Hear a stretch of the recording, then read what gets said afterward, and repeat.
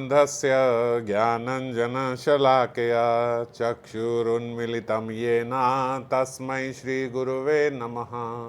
श्रीगौरङ्गा नित्यानन्द श्री अद्वैतचन्द्र गदाधर श्रीवासादि गौरभक्तवृन्द वाञ्छाकल्पतरुभ्यश्च कृपा सिन्धुभ्य एव च पतितानां पावनेभ्यो वैष्णवेभ्यो नमो नमः। हरे कृष्णा कृष्ण कृष्ण हरे हरे, हरे राम राम राम हरे हरे। तो आज श्री श्री राधा रस सुधा निधि 171 नंबर श्लोक पे हम लोग चर्चा करेंगे। श्रीपाद स्फूर्ति के रस में मग्न हैं और पिछले श्लोक में उन्होंने किंकरी के रूप में कुंज रंध्रों पर नेत्र रखकर मान के अंत में उन्होंने ही किशोरी जी का मान जो है वो भंग कराया श्याम सुंदर के लिए, और उसके उपरांत श्री युगल की निविड़ विलास माधुरी का आस्वादन भी प्राप्त किया। आज श्रीपाद प्रार्थना कर रहे हैं, विचित्र रति विक्रमम ददद अनुक्रमाद आकुलम महामदन वेग तो निवृत्त मंजू कुंजेर उद्धरे अहो विनिमय नवम किम अपि नील पीतम पटम मिथो मिलितम अद्भुतम जयति पीत नील महा। आहा, महामदन आवेग से आकुल क्रम अनुसार विचित्र रति विक्रम धारण करने वाले श्याम सुंदर और किशोरी जी के निभृत निकुंजों में बाहर से कुंज रंध्रों पर अपने नेत्र मीन को लगाए श्रीपाद दर्शन कर रहे हैं, और दर्शन करते हुए कह रहे हैं, आहा महामदन आवेग से आकुल। युगल को दर्शन करके उन्हीं के लिए बोल रहे हैं। क्रम अनुसार विचित्र रति विक्रम धारण करने वाले, एक के बाद एक क्रम के अनुसार अपनी रति विक्रम का प्रदर्शन कर रहे हैं।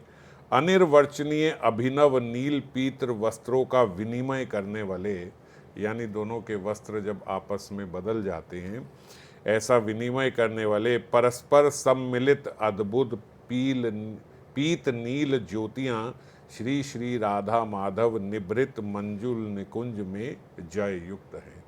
जयकार कर रहे हैं ऐसे श्याम सुंदर और किशोरी जी की जो नील और पीत ज्योति के समान लग रहे हैं। आज यहाँ पे नील और पीत ज्योति क्यों बोल रहे हैं? क्योंकि दोनों के वस्त्र विनिमय बदल गए हैं। तो श्याम सुंदर के नील वर्ण के ऊपर नील चादर ही है और किशोरी जी के पीत वर्ण के ऊपर उन्हीं की पीताम्बरी आ गई है, तो इसीलिए नील और पीत ज्योति हो गए हैं, है ना। नहीं तो नील वस्त्रों पे पीले वस्त्र होते हैं, नील उनके नीलाम्बुज श्यामल अंग पे पीत वस्त्र होते हैं, और किशोरी जी के कांचन अंग पर नीले वस्त्र होते हैं। पर विनिमय हो जाने से नील और पीत ज्योतियाँ दोनों अद्भुत रूप से उनको दर्शन प्राप्त हो रहे हैं।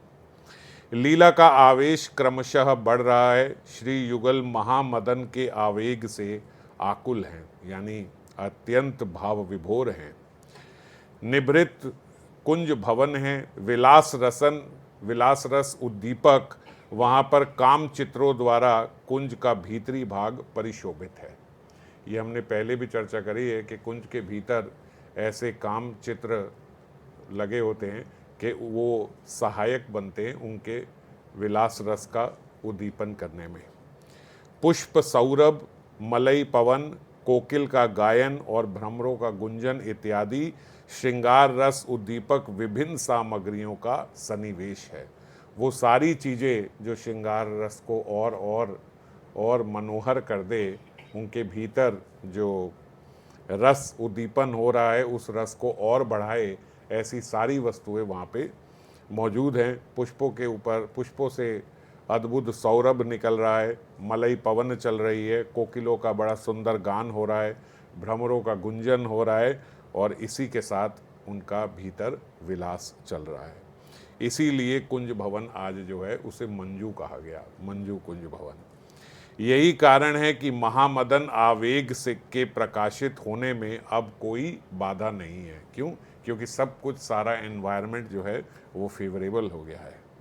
श्रृंगार लीला में परस्पर को सुखी करने के लिए परस्पर की परम आवेशमयी चेष्टा को ही महामदन आवेग की आकुलता कहा गया है।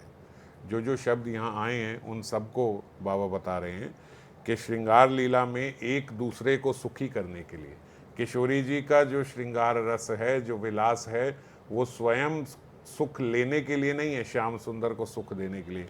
श्याम सुंदर का जो विलास है वो स्वयं सुख लेने के लिए नहीं, किशोरी जी को सुख देने के लिए। तो इसीलिए परस्पर को सुखी करने के लिए परस्पर की परम आवेशमयी चेष्टाएं हैं। आज केवल चेष्टाएं नहीं है, परम आवेशमयी। ऐसा आवेश बोलते हैं कि जीव के भीतर तब आता है जब उसके भीतर किसी चीज़ को प्राप्त करने की बड़ी तीव्र वासना या लालसा होती है ना। हम लोग जैसे अगर कोई किसी चीज़ को पाने के लिए बहुत ही ललायित हो तो हम बोलते हैं एकदम पागल ही हो गया, है ना, ऐसा पागल हो गया उसके पीछे कि वो चाहिए ही चाहिए। तो इसको क्या बोलते हैं, इसको थोड़ी रसिक भाषा में आवेश बोलते हैं। ऐसा बोलते हैं कि ये इसके अंदर जैसे कोई आवेश आ गया है, ऐसा हो गया ये उसके पीछे। तो यहाँ पे परस्पर की परम आवेशमयी चेष्टा, दोनों की आवेशमयी चेष्टाएं, लेकिन पाने के लिए नहीं, देने के लिए, एक दूसरे को सुख देने के लिए ये आवेशमयी चेष्टाएं हैं। इसीलिए इसको महामदन आवेग की आकुलता कहा गया है। केवल मदन आवेग बोलते तो एक दूसरे को सुख पाने के लिए, महामदन आवेग मतलब दूसरे को सुख देने के लिए आवेशमयी चेष्टाएं। श्रीमद् रूप गोस्वामी पाद ने आत्म इंद्रिय सुख वासना शून्य, ये आत्म इंद्रिय सुख वासना शून्य नहीं है एक दूसरे को परस्पर को सुखी करने के लिए। तो श्री रूप गोस्वामी ने उज्ज्वल नीलमणि में आत्म इंद्रिय सुख वासना शून्य निर्मल प्रेममय संभोग के लक्षण बताए हैं। बोलते नायक नायिका का पारस्परिक सुख तात्पर्यमय, पारस्परिक दर्शन आलिंगन आदि, पारस्परिक सुख तात्पर्यमय, पारस्परिक स्व सुख तात्पर्यमय नहीं, पारस्परिक सुख तात्पर्यमय, और पारस्परिक ही दर्शन और पारस्परिक ही आलिंगन। आलिंगन ले नहीं रहे हैं, आलिंगन दे रहे हैं, दर्शन ले नहीं रहे हैं, दर्शन दे रहे हैं, है ना, सब प्रकार से सुखी कर रहे हैं। ऐसा जो उल्लासकर भाव है उसी को यहाँ पे संभोग कहा जाता है। अब देखो संभोग की इस सृष्टि में और उस सृष्टि में कितनी अलग डेफिनेशन है। केवल शब्द जो है वो एक ही है, पर यहाँ वो शब्द का विकार है एक प्रकार से, और वहाँ जो संभोग है वो केवल प्रसन्नता देने के लिए। यहाँ इस बात को कोई समझ ही नहीं सकता, यहाँ ज़्यादा से ज़्यादा उसका परिहास कर सकता है कि अच्छा हम भी देने के लिए ही करते हैं, है ना, ऐसा लोग बोल सकते हैं। मगर जो असल में अपने सुख को छोड़ के जो ऐसा कार्य भी कर पाए, वो इस सृष्टि में मेरे ख्याल किसी के पास ऐसी समझ है ही नहीं। ये केवल जो देह आवेश से अलग हो चुका है वही इस बात को समझ भी पाएगा। श्रीपाद विश्वनाथ चक्रवर्ती पाद ने इस विषय में एक सुंदर दृष्टांत दिया है। जब भक्त महाप्रसाद सेवन करता है तब उसका लक्ष्य रस इंद्रियों की तृप्ति नहीं होता, है ना। अब इस बात को भी समझना हमारे लिए बड़ा मुश्किल है। हम तो प्रसाद को भी अपने रस इंद्रियों के लिए, एक्चुअली हम प्रसाद की दृष्टि से ही नहीं पाते। असल में हम भोग ही भगवान के सुख के लिए नहीं लगाते, हम तो भोग ही अपने सुख की वस्तु का लगाते हैं। और इस बात को थोड़ा सा अगर समझना है तो ऐसे समझ सकते हैं, जैसे अब धीरे धीरे सर्दियों का मौसम आ रहा है, हम लोग महाप्रसाद को गर्म नहीं करते हैं, है ना। तो और ब्रज में तो बहुत से घरों में ऐसा होता है कि जो भोग लगता है वो 2-4 रोटी भोग नहीं लगती, 2-4 परांठे भोग नहीं लगते। अगर मान लीजिए आपके घर में 5 सदस्य हैं और वो 10 परांठे खाते हैं, सब 2-2 परांठे खाते हैं, तो 10 परांठे बन के 10 के 10 भोग लगते हैं। तो केवल महाप्रसाद ही पाया जाता है। ऐसा नहीं होता कि 2 लगा दिए और वो 2 पड़े हैं महाराज, कोई खाने वाला नहीं है, क्योंकि महाप्रसाद को दोबारा गर्म नहीं किया जाता और बाकी 10 परांठे गर्म होके खा लिए गए, वो 2 रह गए। तो ऐसा नहीं होता। या फिर अगर हम लोग जिस प्रकार से अधिकांश भक्त किया करते हैं कि महाप्रसाद बनाया, पहले महाप्रसाद पाया और उसके बाद फिर जो और घर वाले पाएंगे गर्म पाएंगे, तो जो वो महाप्रसाद पाता है वो कुछ हद तक समझ सकता है कि वो अपनी रस इंद्रियों की तुष्टि के लिए नहीं होती। क्योंकि सर्दी के मौसम में आपने सुबह पराठा भोग लगाया, लेकिन आप ठंडा ही खा रहे हो, उसको गर्म नहीं कर रहे, और आपका वही नाश्ता है, फिर आप गर्म पा भी नहीं रहे हो, क्योंकि दो पराठे लगे, अब दो से ज़्यादा कोई जनरली नहीं खाता, तो वो दो उसने खाए, ठंडे खाए। तो वो भक्त जो है वो इस बात को समझ सकता है, जो यहाँ उदाहरण दिया जा रहा है कि महाप्रसाद सेवन जो भक्त करता है तो उसका लक्ष्य अपनी आत्म इंद्रिया, अपनी रस इंद्रियों की तृप्ति नहीं है, उसके प्रभु भगवान को उस नैवेद्यम आस्वाद में जो सुख मिला है उसी सुख की अनुभूति का आनंद प्राप्त करने के लिए वो उसको पाता है। तो महाप्रसाद पाने की क्या लोलुपता है, जब वो ठंडा ही है, तो जो हम ठंडा खा रहे हैं उसमें हमारी क्या लोलुपता है? वो यही है कि जो पाता है केवल वही इस बात को समझ सकता है। ये बात बिना पाए समझ में नहीं आ सकती कि जो महाप्रसाद है उसका स्वाद अलग ही होता है। बाद में जितने मर्जी गर्म पराठे खा लिया जाए, लेकिन जो भोग लगा है वो जब हम पाते हैं और इस दृष्टि से पाते हैं कि ये महाप्रसाद, ये ठाकुर जी ने पाया, ये मैं पाऊंगा, तो उसका स्वाद हमेशा अलग पाया जाता है। कितनी बार मैंने कई भक्तों को ये अनुभव भी दिखाया भी है, बताया नहीं, आप लोगों ने खुद देखा है नहीं ये, कि जो महाप्रसाद आता है उसका स्वाद अलग ही होता है ना। तो केवल वो पाने वाला समझ सकता है। जब एक बारी के लिए वो ऐसा हो जाता है कि मुझे वो ही पाना है, अपनी रस इंद्रियों की हम जो सुख है उसका त्याग करते हैं, तो हम देखते हैं सुख त्याग होता नहीं है। भगवान के पास जाने से कभी कुछ सुख का, आनंद का त्याग होता नहीं है, वो कई गुना होके मिलता है, पर पहले एक बार ही आपको ये ठान लेना पड़ता है कि मैं ये छोड़ दूंगा। तो असल में हम जिन इंद्रियों को सुख दे रहे हैं वो तो सब जड़ हैं। ये जिन इंद्रियों को हम सुख दे रहे हैं वो इंद्रियां जो हैं वो सूक्ष्म शरीर भी नहीं है, वो स्थूल शरीर का हिस्सा है। वो उस शरीर का हिस्सा है जो शरीर यहाँ जल जाता है, जो यहीं का बना हुआ है ना। जो इंद्रियां आती हैं, 10 इंद्रियां, 11 इंद्रियां, अभी हमने पीछे श्लोक में पढ़ा था कि बाहर वाला जो सर्कल है, जो 10 इंद्रियां हैं, 5 कर्म इंद्रियां, 5 ज्ञान, ये तो स्थूल शरीर है, ये सूक्ष्म शरीर भी नहीं है। तो बिल्कुल स्थूल शरीर को आनंद देने में हम लगे हुए हैं, और यहाँ पे जो सुख मिलता है वो आत्मा को, स्वयं को सुख मिलता है। पर एक बार के लिए अगर जीव ये सोच दे कि नहीं, ये नहीं, हम तो ठाकुर जी के ही महाप्रसाद का सेवन करेंगे, तो और जीवन में अलग अलग जो हमारे स्फेयर्स हैं उनमें हम हर जगह यही सोचें कि मैं अपने सुख के लिए नहीं, अपने ठाकुर का सुख किस में है उसको समझ के वही कार्य करूं जिसमें वो सुखी होंगे। ऐसा सोच के जब हम कार्य करने लगते हैं तो हम देखते हैं कि फिर जो आंतरिक सुख मिलता है असल में उस सुख का नाम आनंद है। और जो यहाँ पे हम प्राप्त कर रहे हैं उसको तो सुख भी नहीं बोलते, क्योंकि वो थोड़ी देर में इतना क्षणिक होता है कि थोड़ी देर में ही खत्म हो जाता है, और उसी सुख की परछाई बोलते इस जगत में दुख है। तो जब आप इस जगत के सुख का आस्वादन करते हो तो परछाई तो साथ ही आएगी, तो दुख भोग करना ही पड़ेगा, पर हम इस बात को समझते नहीं। तो उसी सुख की अनुभूति में भक्त आनंद प्राप्त करता है जब वो महाप्रसाद पाता है। उसी प्रकार आत्म इंद्रिय सुख वासना शून्य जो निर्मल प्रेम में श्री कृष्ण और गोपियां श्रृंगार रस क्रीड़ा में पारस्परिक आनंद का अनुभव करके ही विभोर होते हैं, श्री युगल के उसी अनुभव में क्रीड़ा का आवेश क्रमशः अब बढ़ रहा है।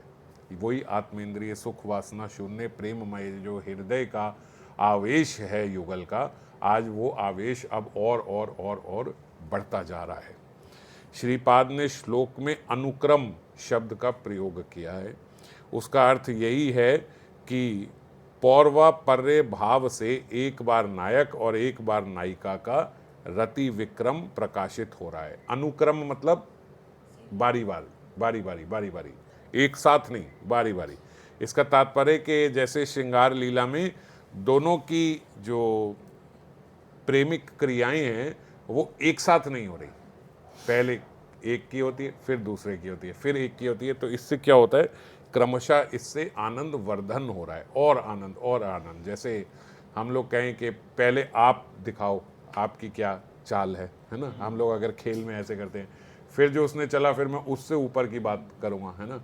फिर जो मैंने करा फिर आप उससे ऊपर की बात करोगे, फिर जो आपने करा फिर मैं उससे ऊपर की बात करूँगा। तो ऐसा क्रमशः चल रहा है, इसलिए आनंद का और वर्धन होता जा रहा है।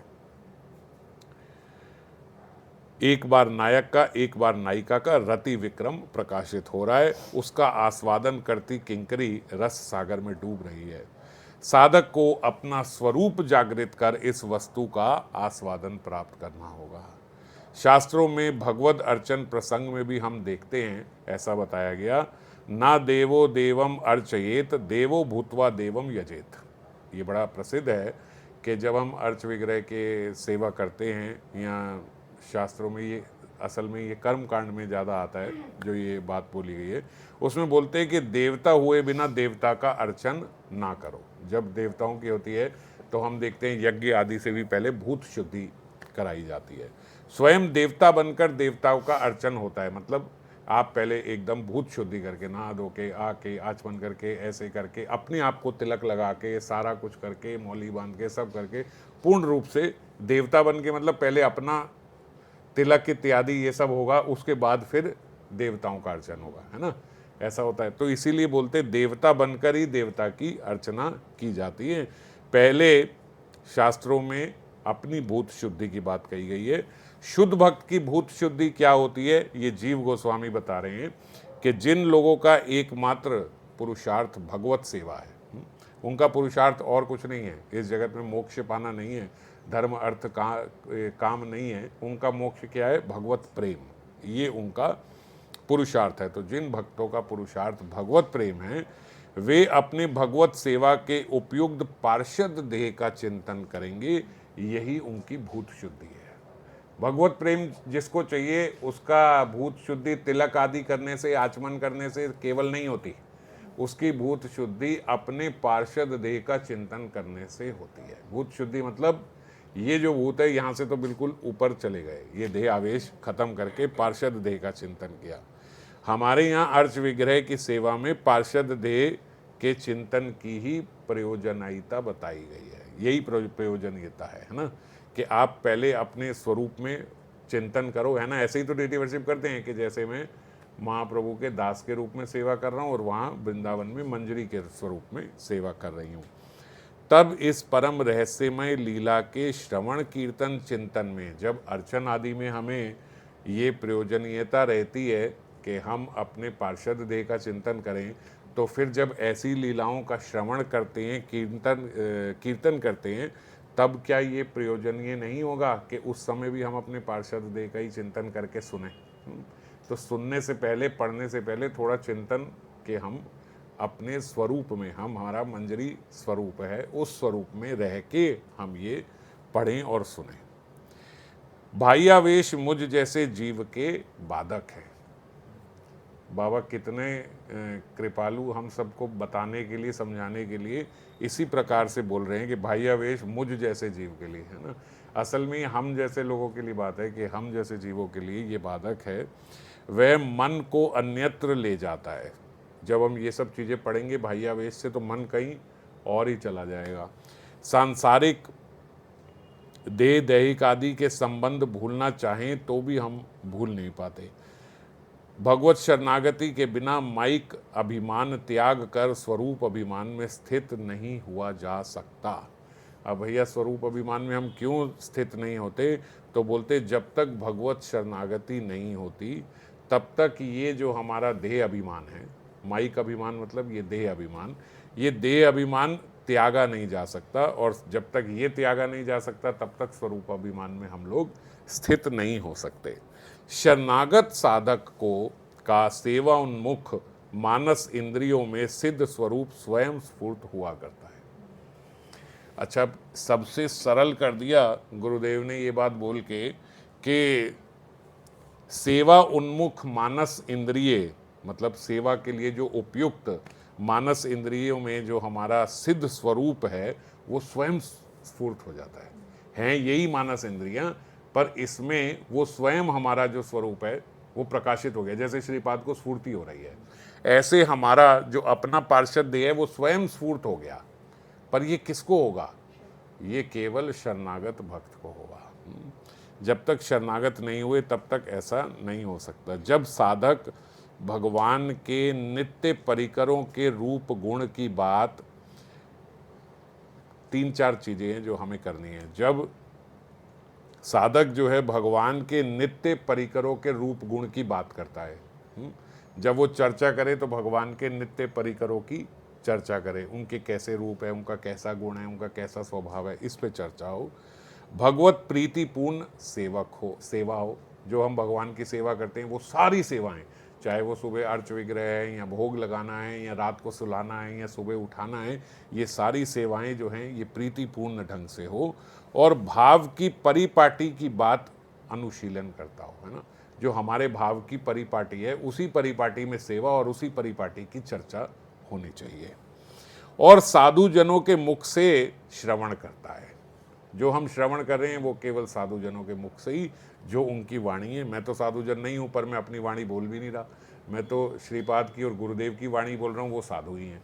तो साधु जनों का ही हमें मुख से श्रवण करना चाहिए, तब उसका चित्त क्रमशः पवित्र होता है और कोमल होने लगता है। जब वो ये सब चीज़ें करता है तो तब उसमें ये लालसा उत्पन्न होती है। जब हृदय कोमल हो जाता है, शुद्ध हो जाता है, तब ये लालसा उत्पन्न होती है, क्या मैं ऐसी पार्षद देह से सेवा कर पाऊंगा। क्योंकि कितने, देखो ये बोलते सृष्टि कब से है, ये तो अनंत काल से है, अनंत काल से है। भगवान कब से है, भगवान अनंत काल से है। किसी शास्त्र में आज तक कहीं ऐसी कोई तिथि का वर्णन नहीं किया गया कि भैया इस समय ये सृष्टि बनी। अगर भगवान अनंत है तो सृष्टि की भी कोई तिथि नहीं है कि इस तिथि पे सृष्टि प्रकट हुई थी। सृष्टि भी अनंत है, और अगर सृष्टि अनंत है तो हम भी अनंत ही हैं। जब भगवान अनंत हैं, सृष्टि अनंत है, तो फिर सृष्टि भरी भी होगी, और जब सृष्टि भरी होगी तो हम जीव भी उसमें होंगे ही होंगे, तो हम भी अनंत हैं। तो अनंत काल से हमारे भीतर ये इच्छा नहीं आई जो ये बात करें कि क्या मैं ऐसी पार्षद देह से सेवा कर पाऊंगा। अगर ये हमारे अंदर लालसा आई होती तो आज हम यहाँ नहीं होते, है ना। ये तो सही बात है, आज हम यहाँ नहीं होते, फिर हमें ये देह प्राप्त हुआ होता। ये लालसा हमारे अंदर कभी आती ही नहीं, ये उत्कंठा हमारे अंदर कभी आई ही नहीं कि क्या मुझे कभी पार्षद देह प्राप्त होगा।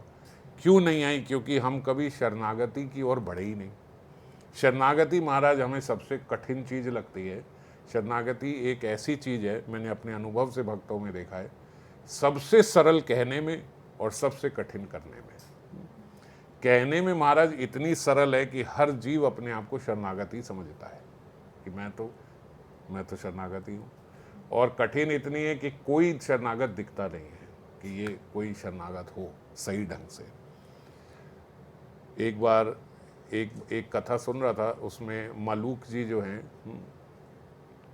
तो उनके समक्ष भगवान प्रकट हो गए और उनको बोलते, मैं आपके सेवा से, आपके चिंतन से बहुत प्रसन्न हूँ, आप वर मांगो। वो बोलते, महाराज आप वर क्या मांगू? बोलते, मांगो, मैं आपके समक्ष आकर। बोले, अब क्या मांगू? आपने आते ही प्रथम बात ये बोल दी कि मैं आपसे बहुत प्रसन्न हूँ। जब आपने कह दिया मैं आपसे बहुत प्रसन्न हूँ, तो अब इससे ऊपर आपको लगता है मेरे पास कुछ है मैं आपसे मांग लूँ? अरे सारा जीवन में सारी साधना, सारा कार्य इसीलिए तो करता रहा कि आप प्रसन्न हो जाओ। आप प्रसन्न हो गए तो और क्या मांगो? आपने प्रथम बात ही ये बोल दी। मैं आपसे मांगता, यदि आप बोलते सीधा आके कि आप मांगो, मैं बोलता कि आप मेरे से प्रसन्न हो जाओ। आपने आते ही प्रथम बात बोली मैं आपसे प्रसन्न हो गया, द्वितीय बात ये बोली अब मांगो। अब मांगने को क्या रह गया? जब किसी से भगवान ही प्रसन्न हो जाए, बोले हम अपने जीवन का सारे कार्य इसीलिए तो करते रहे कि आप प्रसन्न हो जाओ। देखो जीव क्यों बंधा हुआ है, हम जैसे जीव क्यों बंधे हुए हैं? तीन चीज़ों से। एक हमारे संचित कर्म जो हैं, दूसरे हमारे प्रारब्ध कर्म हैं, और तीसरे हमारे क्रियमाण कर्म जो है। यही तीन है। यही तीन ने हमें बांध रखा है। अगर ये तीनों खत्म हो जाएं तो हमें बांधने वाला कौन है इस जगत में? कोई बांधने वाला नहीं है। तो जो संचित कर्म है, संचित कर्म समझ गए, जो अभी बहुत सारा स्टॉक पीछे पड़ा है, बहुत स्टॉक पड़ा है। प्रारब्ध कर्म क्या होते हैं? जो उस संचित में से थोड़ा सा कर्म आके मेरे इस जीवन में मुझे लग गए या लगेंगे इस पूरे जीवन में। वो कितने हैं? बोले 0.001% भी नहीं है उसका जो पड़ा है। हम इतना हर बात पे प्रारब्ध ऐसा है, प्रारब्ध ऐसा है, प्रारब्ध पे इतना बल देते हैं, इतना बात करते हैं। वो प्रारब्ध बहुत छोटा हिस्सा है हमारे संचित कर्मों का। और बोलते संचित कर्म कैसे खत्म हो जाते हैं, बोले शरणागति लेते ही संचित कर्म खत्म हो जाते हैं। इसीलिए बोलते दीक्षा काले, जैसे ही दीक्षा काल ली तो उसी काल में उसी समय दीक्षा लेते। दीक्षा का असली अर्थ शरणागति ही है। तो जैसे ही जीव ने शरणागति स्वीकार करी, संचित सब खत्म हो गए। अब बोलो सबसे बड़ा स्टॉक किसका होता है, क्रियमान का, हमारे प्रारब्ध का, या संचित का? संचित का।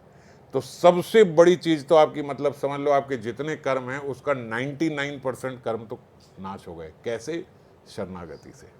शरणागति क्या होती है कि अब जो कार्य होगा वो केवल आपकी प्रसन्नता के लिए। यही तो शरणागति है। शरणागति की दूसरी परिभाषा ही नहीं है। हम ये बोले हम शरणागत हो गए और फिर कार्य करते हैं अपनी प्रसन्नता के लिए। हम अपने गुरु से भी चाहते हैं कि वो ऐसा कार्य करे कि मैं प्रसन्न हो जाऊं। बोलो महाराज, 99 नहीं 198% लग जाएंगे हमारे को, क्योंकि उल्टे हमने तो ये चाह लिया कि ये भी हमारी प्रसन्नता के हिसाब से कार्य करेगा। है कि नहीं ऐसा? तो कहाँ शरणागति हुई? हम तो चाहते हैं गुरु जिसने हमें दीक्षा दी वो हमारे शरणागत हो जाए। आप तो कैसे बात बनेगी? तो पहले शरणागति का पहला और आखिरी रूल यही है कि आप प्रसन्न हो जाओ। कैसे? कैसे भी आप प्रसन्न हो जाओ। मेरे किसी कार्य से आप दुखी ना हो, आपकी प्रसन्नता के लिए सारे कार्य हो। तो मलूक जी कहते हैं जब आप प्रसन्न हो गए अब क्या रह गया? शरणागत भक्त हैं।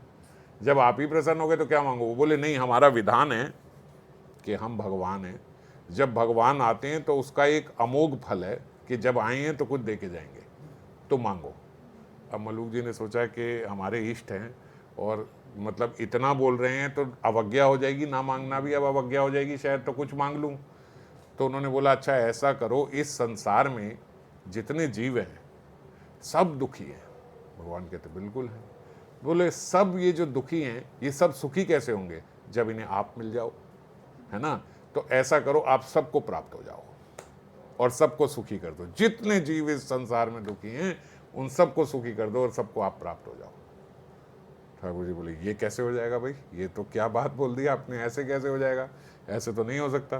तो बोले फिर बड़ी बड़ी बातें ना किया करो फिर आके कि मांगो मांगो मांगो। फिर अब हमने तो छोटी सी चीज़ मांगी है, आप उसी में ऐसे हो गए।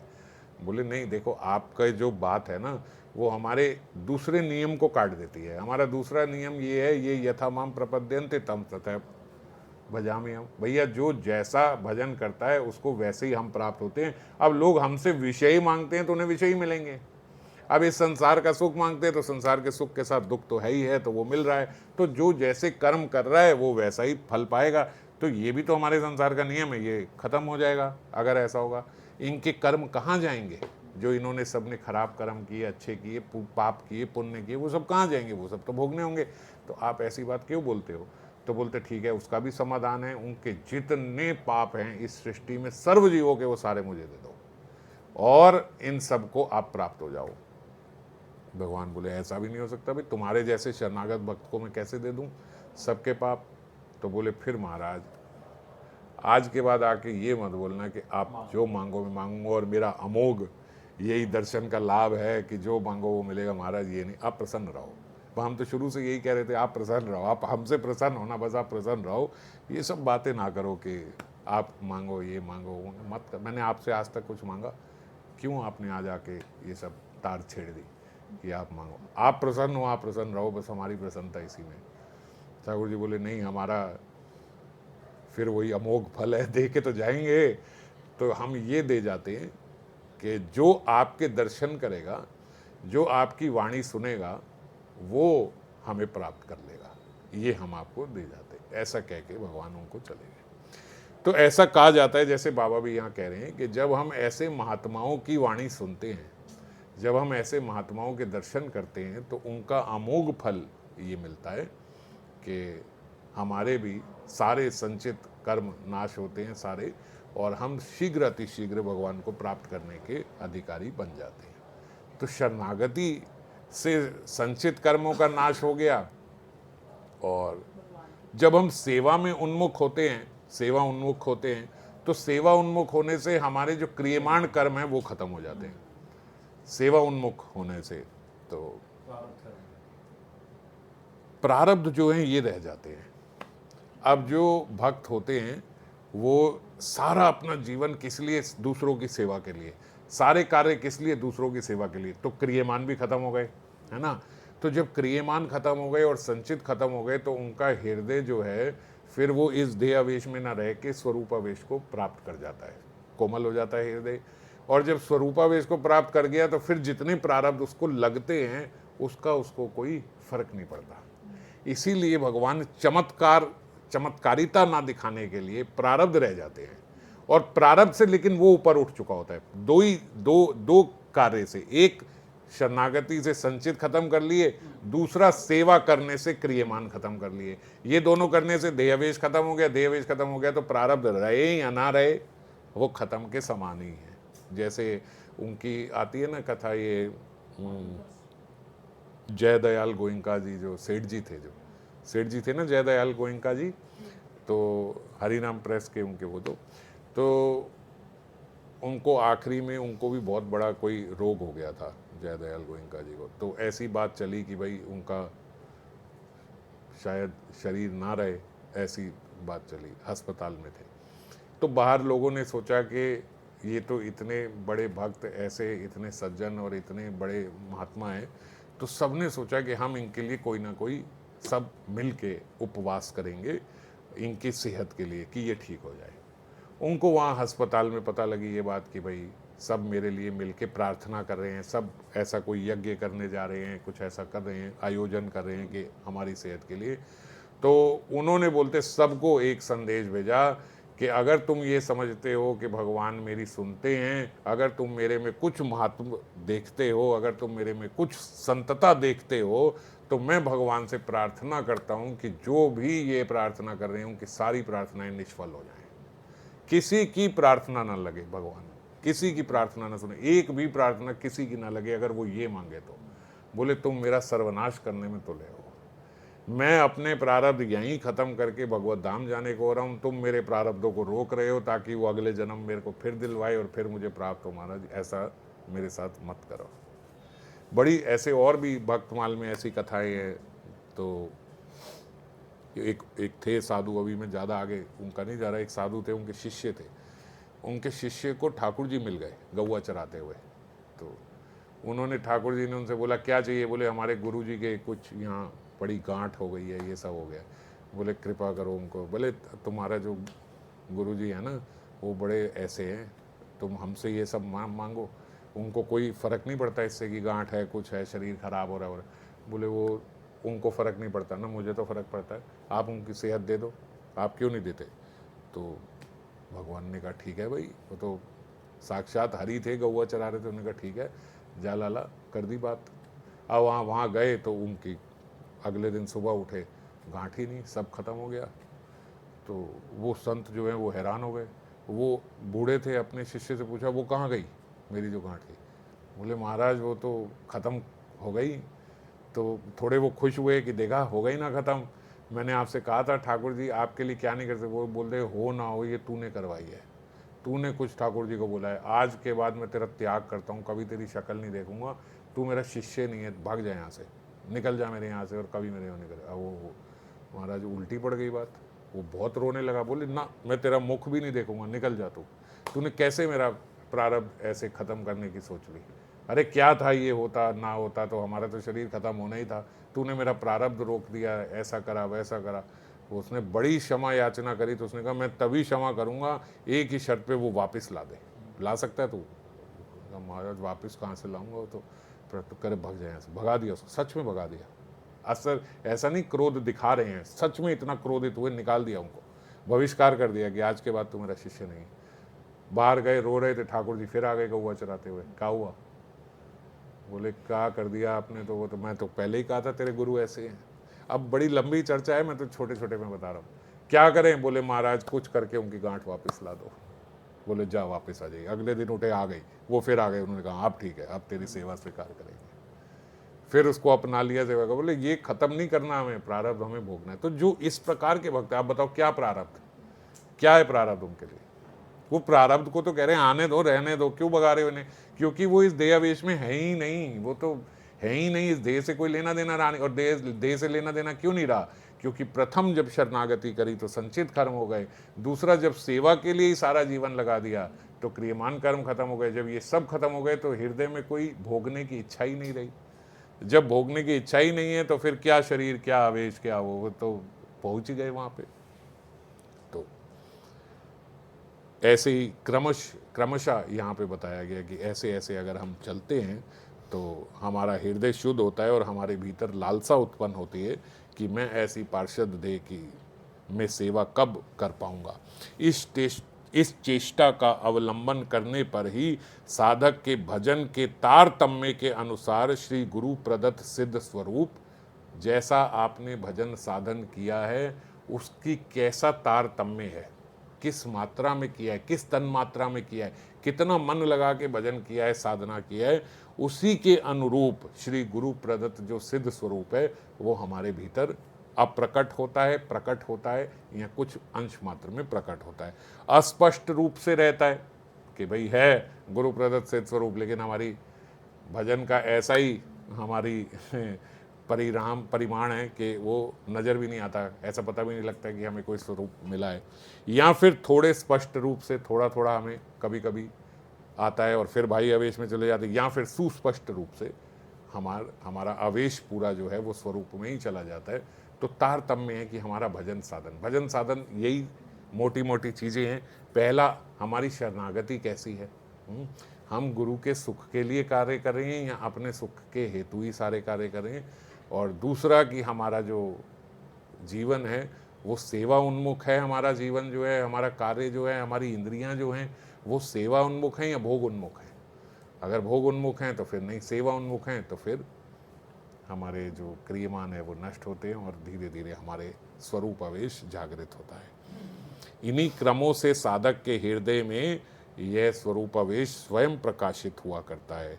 भगवान ही कृपा करके शरणागत भगवत भजन निष्ठ निर्मल चेता साधक के चित्त में ये स्वप्रकाश सिद्ध स्वरूप की स्फूर्ति करा देते हैं। ये भी स्वप्रकाशित है, आप लेके नहीं आ सकते, स्वप्रकाशित है। पर स्वप्रकाशित चीज़ के फायदे भी हैं, नुकसान भी हैं। फ़ायदा क्या है कि भैया हमें कुछ नहीं करना, स्वप्रकाशित है, अपने आप प्रकाश होगा, हमारे को इसमें कोई मेहनत नहीं करनी, कुछ नहीं करना। और नुकसान क्या है कि स्वप्रकाशित चीज़ आपके हाथ पैर मारने से नहीं आती, कृपा से ही मिलेगी। और कृपा कैसे मिलेगी, बोले उसके लिए शरणागत भजननिष्ठ भक्त होना चाहिए। यह श्रीमद् भागवत का निर्धारित सिद्धांत है।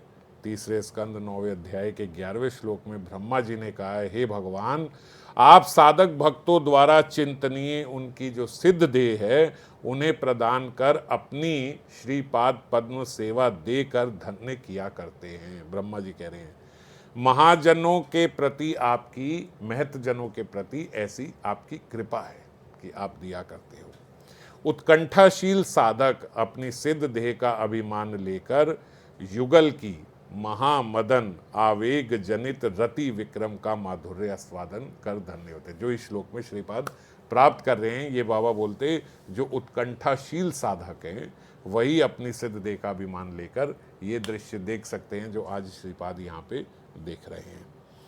श्रीपाद किंकरी रूप में देख रहे हैं कि निभृत मंजू कुंज में युगल का निवीण विलास चल रहा है। विलास मात्र की तन्मयता में वे स्वयं को भूल गए हैं। परस्पर के अभिनव नील पीत वस्त्रों का विनिमय हो गया है, पलट गए हैं वस्त्र। परस्पर की अंग कांति के अनुकूल उनके जो वर्ण हैं उसके अनुकूल ही उनके वस्त्र भी हो गए हैं। नीले पे नीला, सुनहरे पे सुनहरा। श्रीपाद किंकरी के रूप में देखते हैं कि परस्पर मिलित दो अद्भुत नील पीत ज्योतियां कुंज में क्रीड़ा कर रही हैं। अब पूर्ण रूप से नील ज्योति हो गई, नील कांति नील वस्त्र, पीत कांति पीत वस्त्र। तो ऐसे वो ज्योति के रूप में दोनों के दर्शन कर रहे हैं। उसी ज्योतिर्द्वय दो ज्योतियों की जय जयकार कर रहे हैं और जय जयकार करते हुए कहते मिथो मिलितम अद्भुत जयति पीत नील महा। इसी के साथ श्रीपाद के इस दर्शन के साथ आज का श्लोक पूर्ण हुआ। कल फिर अगले श्लोक पर चर्चा करेंगे। जय श्री राधे।